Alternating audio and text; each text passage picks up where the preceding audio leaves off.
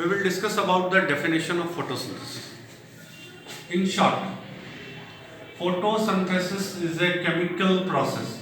Yes, it is a chemical process which includes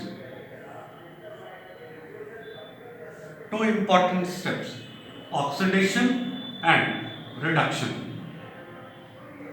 यानी कि अगर हम इसे देखना चाहेंगे, फोटोसिंथेसिस को देखना चाहेंगे, तो फोटोसिंथेसिस एक केमिकल प्रोसेस है जिसमें ऑक्सीडेशन और रिडक्शन ये दोनों तरीके की क्रियाएं होती हैं। ठीक है, अब जब हम वापस जाते हैं अपने फोटोसिंथेसिस के इंट्रो क्लास पे, यानी कि moving back to the intro class of photosynthesis, photosynthesis में जो रॉ मटेरियल्स आपको लगे थे, अगर आपको ध्यान होगा तो वो रॉ मटेरियल्स आपके क्या है? CO2, H2O, sunlight and chlorophyll. मतलब एक्चुअल में आपके जो रॉ मटेरियल्स हैं वो ये दोनों एलिमेंट हैं। These are the requirements. ये क्या है? ये रिक्वायरमेंट्स हैं। तो ध्यान रखिएगा, रिक्वायरमेंट और रॉ मटेरियल में डिफरेंस है, लेकिन किन्हीं किन्हीं किताबों में या कभी कभी आपको एक ही हेडिंग के अंदर समझा दिया जाता है, क्योंकि रिक्वायरमेंट में ये दोनों आ सकता है, बट रॉ मटेरियल में सिर्फ ये दोनों ही आएगा, ये नहीं आएगा। बट रिक्वायरमेंट में ये चारों आएगा, CO2, H2O, सनलाइट, क्लोरोफिल। जब हम रिक्वायरमेंट की बात करेंगे, ध्यान रखेंगे, चारों आएगा, CO2, H2O, sunlight and chlorophyll. But जब आप रॉ मटेरियल की बात करेंगे तो रॉ मटेरियल में CO2 एंड H2O ही आएगा। तो क्या होता है फोटोसिंथेसिस में? एज पर एज डेफिनेशन, ये एक केमिकल प्रोसेस है जहां पर कोई सब्सटेंस ऑक्सीडाइज होता है और जहां कोई सब्सटेंस रिड्यूस होता है। यानी कि जो आपका H2O है ये आपका होगा ऑक्सीडाइज। क्या होगा? ऑक्सीडाइज। किसमें ऑक्सीडाइज होगा? ऑक्सीजन में, O2। ऑन अदर हैंड जब आप रिडक्शन की बात करते हैं तो आपका जो कार्बन डाइऑक्साइड है ये आपका होगा रिड्यूस। किसमें? कार्बोहाइड्रेट में। तो फोटोसिंथेसिस एक ऐसा प्रोसेस है जिसमें प्लांट क्या बनाता है? फूड बनाता है, food in the form of carbohydrate. तो कार्बोहाइड्रेट का जो फॉर्मेशन होता है वो कार्बन डाइऑक्साइड से होता है वाया रिडक्शन प्रोसेस। किस प्रोसेस से होता है? रिडक्शन प्रोसेस से। तो आप कह सकते हैं कि photosynthesis is a chemical process which involves oxidation and reduction. It involves oxidation of H2O into HO2 and reduction of CO2 into carbohydrate, that is your glucose.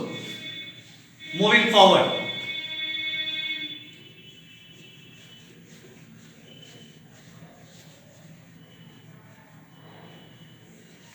raw materials. Raw materials.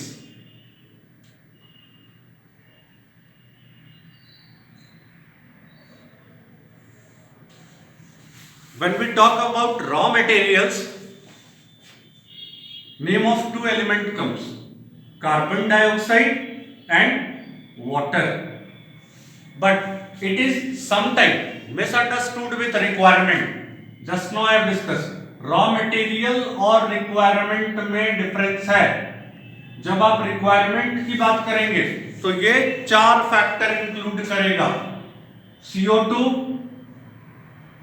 H2O, sunlight और chlorophyll.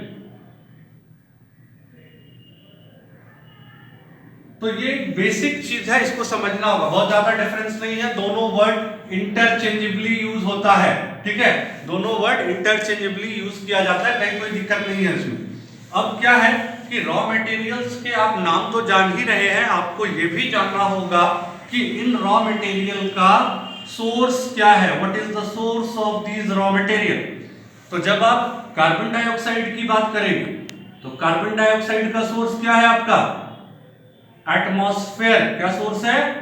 Atmosphere. यानी कि plant जो भी carbon dioxide लेता है carbohydrate बनाने के लिए, वो उसको कहां से मिलता है?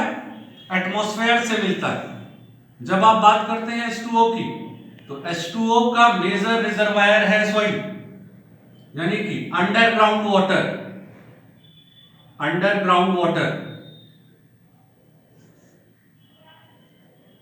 जिसका सप्लाई रूट करता है प्लांट के डिफरेंट पार्ट के पास, ठीक है। तो जब आप सोर्स की बात कर रहे हैं तो CO2 का सोर्स है एटमॉस्फेयर और H2O का सोर्स है अंडरग्राउंड वाटर, यानी कि आप सॉइल कह सकते हैं।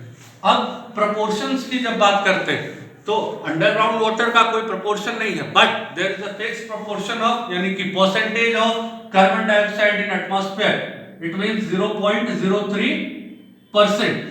तो ये बात ध्यान रखेंगे कि कहां पर कार्बन डाइऑक्साइड का कितना कंसंट्रेशन होता है, उसी हिसाब से कार्बोहाइड्रेट का फॉर्मेशन भी होगा।